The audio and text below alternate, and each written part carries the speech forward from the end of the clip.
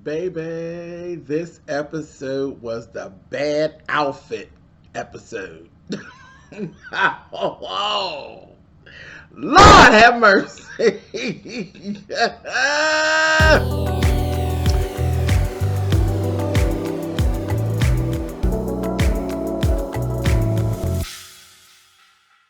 Hey guys, thanks so much for clicking on the video. This is my review for Real Housewives of Atlanta, Season 13, Episode 12. Welcome to the bad outfit episode. Listen, this whole episode really was the Kenya and Drew episode. A lot of stuff about Kenya and Drew in this episode was going down. But one thing that I really realized here, now I told y'all we've been watching, Drew is the newest addition to the show, and I am truly enjoying Drew Sidora. And of course, I was a fan of the game when the game was on. So I already knew Drew Sidora, knew who she was, knew that she had talent and all of that. But what I didn't know, Drew can't dress. That's it. I've been dancing and being nice. Listen, I watched this episode and I swear every outfit that Drew brought out on this episode was worse than the last outfit. I said, Drew, what is going on? I mean, even down to the little details. Hats and the little cheesy earrings and plastic two pieces and then Kenya, what you doing? Kenya bust out, she had on a pair of mom jeans. Where is you going? Now yes, you are truly Brooklyn's mom, but Kenya, come on. You know I don't even like you all like that. You know me and Kenya, it's all since Kenya been on the show, it's been Spillitboy TV. It's like I am not part of the Kenya Moore movement, honey. I think she's ridiculous, but needed for the show. I love her on the show, but she's definitely the girl we love to hate on the show. But Kenya wears some beautiful outfits. She really does at times. She wears she's a beautiful woman. Well, they all are, really. They really all are. Beautiful outfits. She had this one ugly cow print dress on. I said, where are you going, Kenya?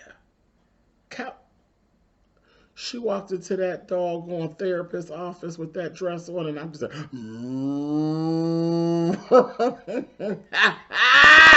ugly! Oh, it was so ugly. This truly was. I said it. I'm petty. I'm starting off with the petty, so y'all go ahead and tear me up in the comments. I don't give a damn. This was Real Housewives of Atlanta, Season 13, the ugly outfit episode.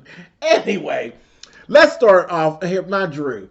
Drew, you were having a problem with the vocal. Girl, they disrespect your vocals all up and down this episode. Drew is getting ready because she's singing at Cynthia's wedding. And she's been doing her little voice warm-ups and her me's and her all her little stuff. I know what she's doing, but child, they dragging her. They just took the whole episode to just drag her. Like, girl, you do that at the dinner table? Child, yeah, she do. Whatever. They was just giving it to her. But the very first scene we open up, she doing her little her running her scale and carrying on, and Ralph ain't gonna let it go by without getting a dig in with his little mean self. He gonna tell her, you're a little flat on camera. Really, Ralph? For real? I'd have threw a quarter in his throat. Anyway, then Cynthia and Mike, she called over to, she's like, oh yes, they're on the phone, on the FaceTime, and she's like, I was thinking about Angel of Mine. You know, I love, that is like literally my favorite Monica song. Angel of Mine is a gorgeous piece of music. And baby, now I do agree with Mike. Don't nobody sing that like Monica Arnold. That is Monica's song, and that is my song by Monica. I love it, honey. It's gorgeous. That really is gorgeous. It's a gorgeous song. But when she said, you know, y'all like that song. You like that? Mike, he gonna say, yeah, when Monica sang. I said, oh, Mike. No, I think it was just a joke. But I was like, damn, she catches so much flack about her vocals anyway. I said, oh, y'all gonna leave Drew alone. Y'all not gonna give my Drew too much. But Drew versus the vocals, ooh, I don't know what was worse. Versus the vocals or versus the outfits. Versus the need for a stylist. Then she had these wigs. She had this wig on. That wig was thick as my ass. It was, that's a good thing for me. But it ain't a good thing for that wig, honey. That wig and that bang, I said, ooh. It was just propped up on her head. I said, what in the mop head shit? Thick and old. It's not your color. Take it off. Take it off. It was horrible. Horrible. Anyway, moving on. Kenya and her father. That old bastard. What is his point?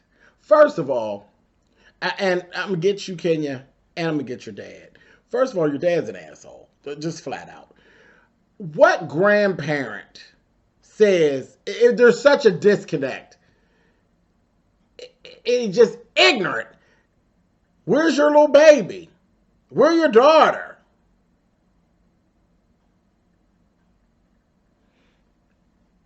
You know, I got a soft spot for Kenya when it comes to that family.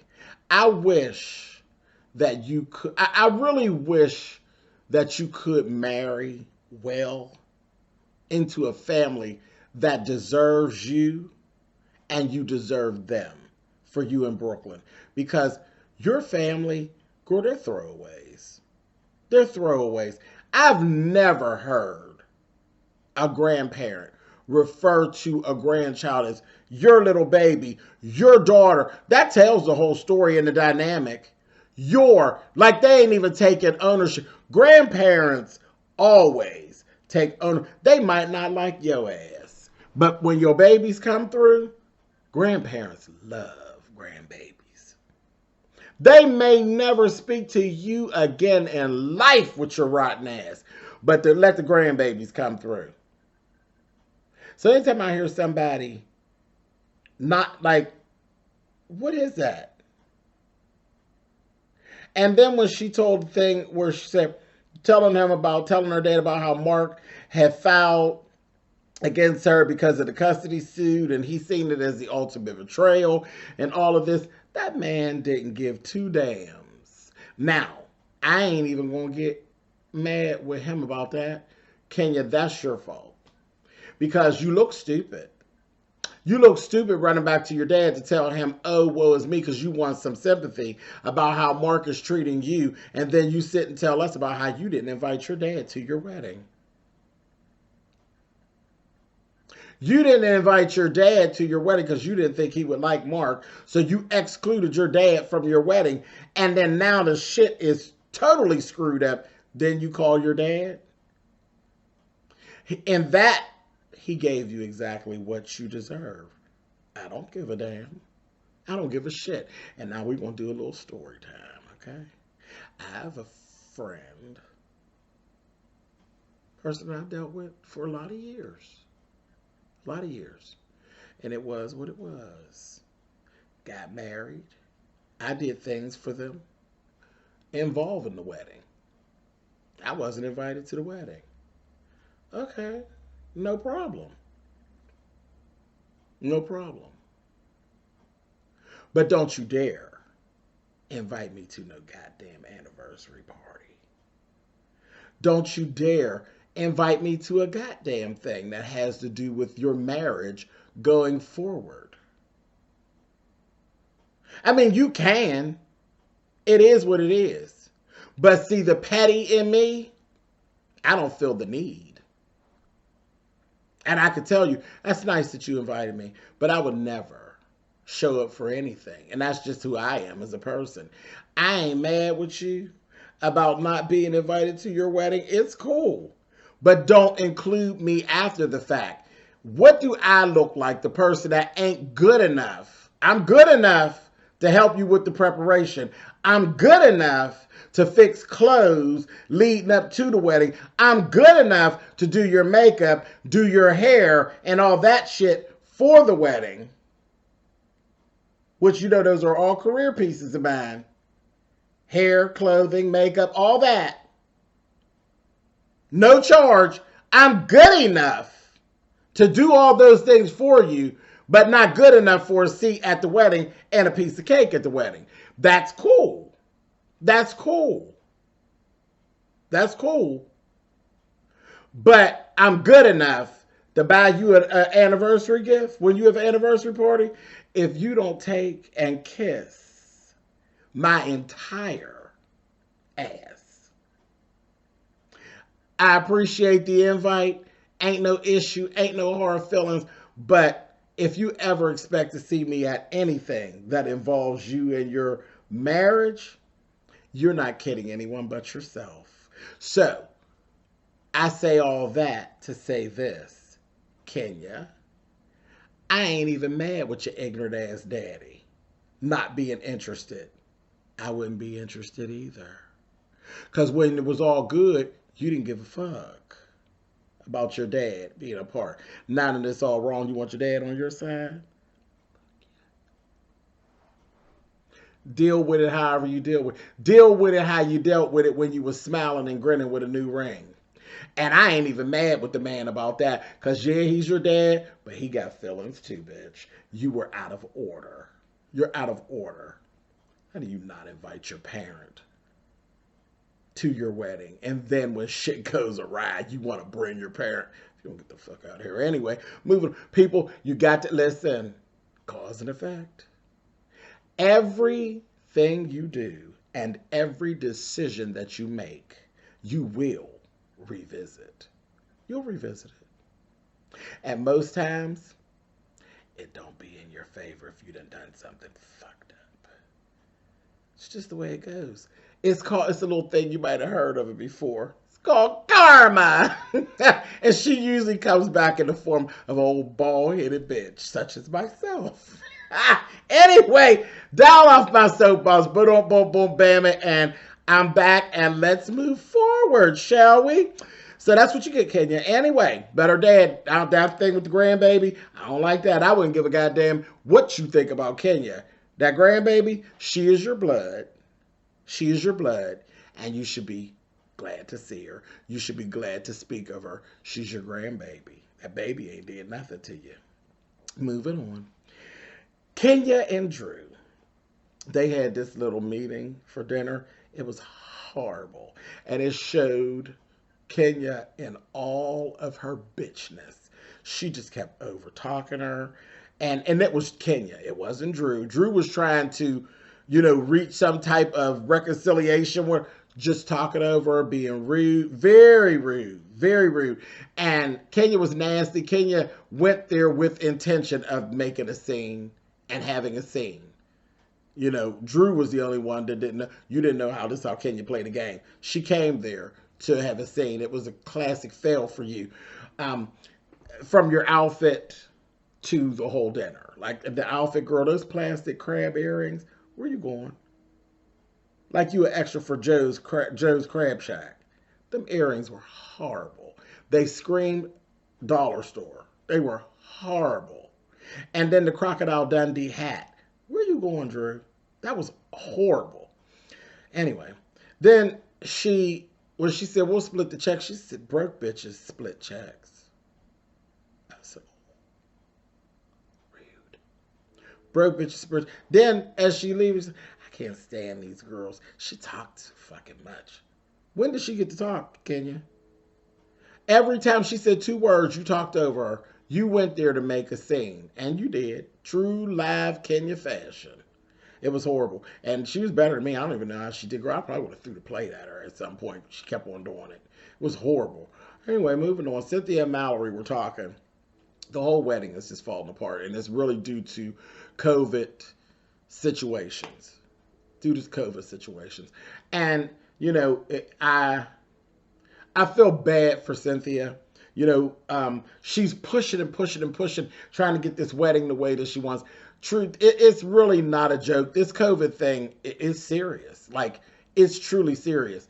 Y'all know, I bought furniture and stuff for my house.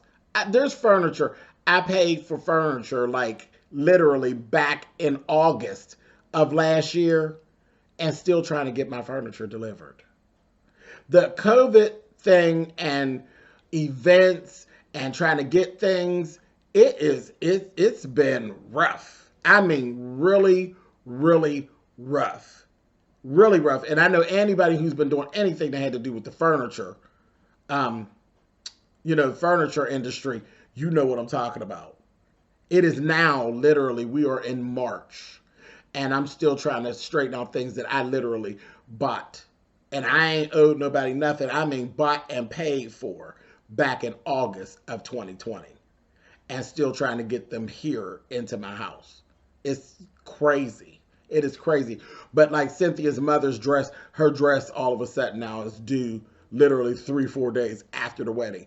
And how do you even call somebody and say that to them and you know what their wedding date is? I work that industry. So I got all your information down here. How do I call you and tell you, oh, well, the dress is going to be in on the 13th, but I know that your wedding is on the 10th? Come again? How do you even make that phone call? You say that with a straight face and think that your face is still going to be sitting on your head? Stop playing with people. Stop playing with people. Anyway. I don't even know. I guess Cynthia probably didn't even think to just like go to a seamstress. You're in Atlanta. They're everywhere. Go to a seamstress. You'd have had a better chance. And trust me, getting fabrics and stuff was a mess. It's been rough getting fabrics and keeping the fabrics you need to run your business. Trust me, that business it's been very, very interesting. But I think you'd had a better chance with that than you would with actually ordering a dress and having it brought. Things are horrible getting things brought in here. It has been terrible. So I feel really bad for her. But again, you were pushing and pushing. And in the midst of that conversation, we also found out that someone leaked the information about South Carolina to the blogs. And things is rolling now. So it's a mess. So then they go to this whole pumpkin fest situation. And they get there. This is when I said, when Kenya came and she had these mom jeans on, them jeans were horrible. They just looked horrible. She just looked old in them. I was like, what is them? Them jeans was screaming the 70s. I was like, they didn't look good on her to me. I ain't like them.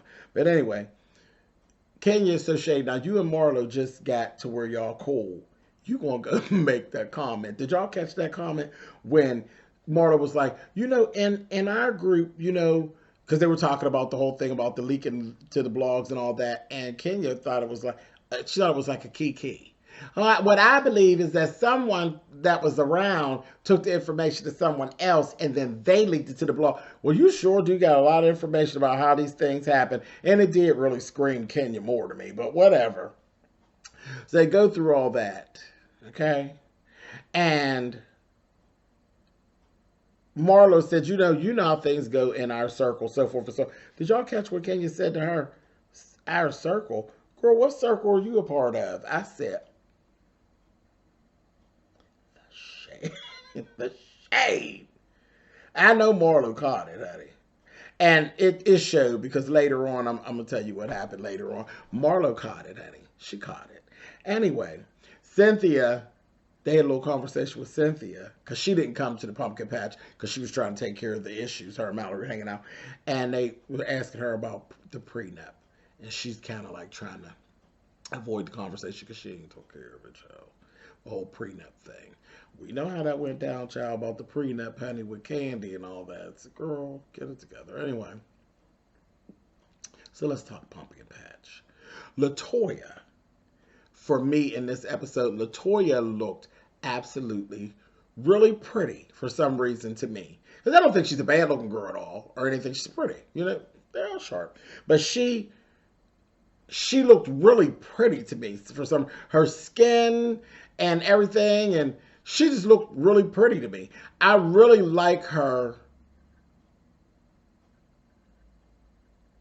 I liked her better in her hair than I did in her braids. And maybe it's the color. I think it's the color.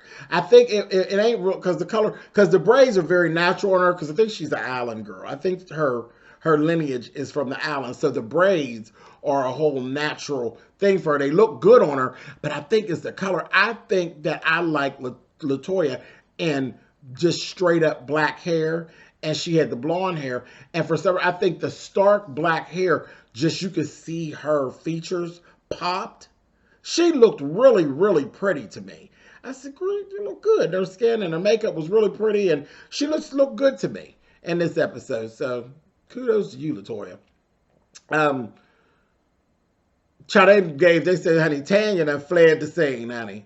They ain't nobody heard from Tanya. They said, girl, she done fled away to Canada, honey. I said, oh, where you going, Annie? Girl, you was working that light switch up in that room with Bolo, girl. You done fled to Canada, honey. I said, okay, girl. Like South Park, honey. She's Carmen.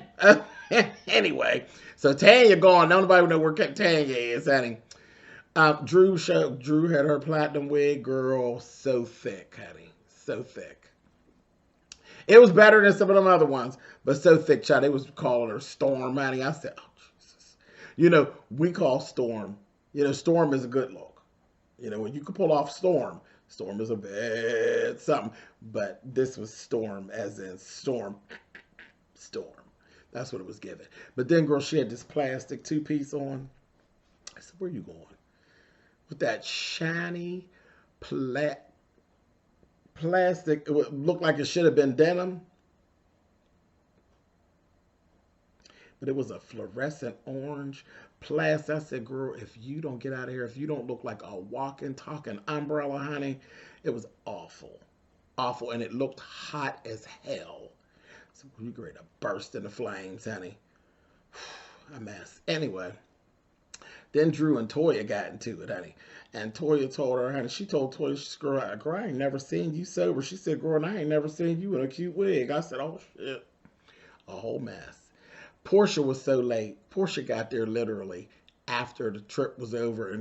And Drew, Marlo, and Shamia had actually met her. They stayed so that she wouldn't get it, because it was starting to get a little dark and stuff. Candy and a few others, they left. They started bringing her up to speed on what was happening with the blogs and all that kind of stuff. And then this is when I knew definitely that Marlo had caught the shade that Kenya threw, and she know, y'all ain't good all like that, girl. She was saying, I feel like y'all are kind of being standoffish with me since me and Kenya are cool now. And they was like, girl, listen, they stood in it. Portia was like, bitch, look, I ain't really feeling it all like that. So it just is what it is. But girl, I mean, we like you and all.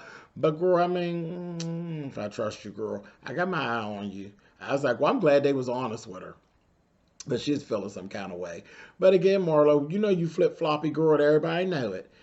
Anyway, moving on. Like I said, Kenya went to that therapist, had that ugly-ass cow dress on, and it's more of the same. More of the same.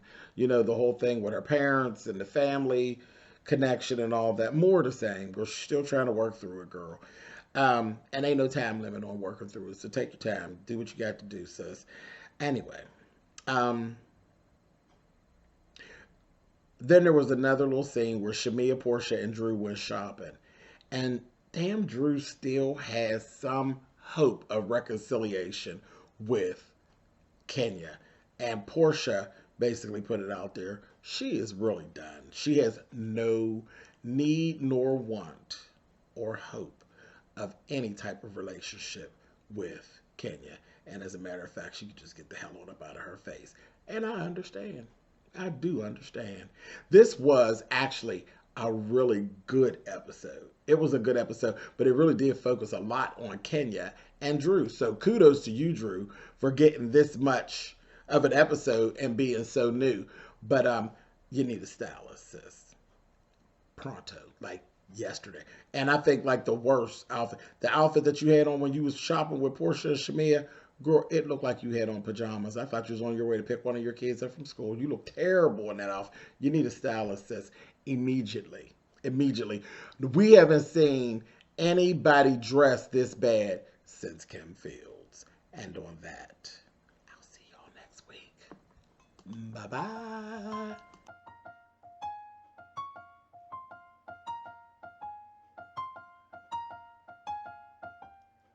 www.chestrésor.com. Ooh.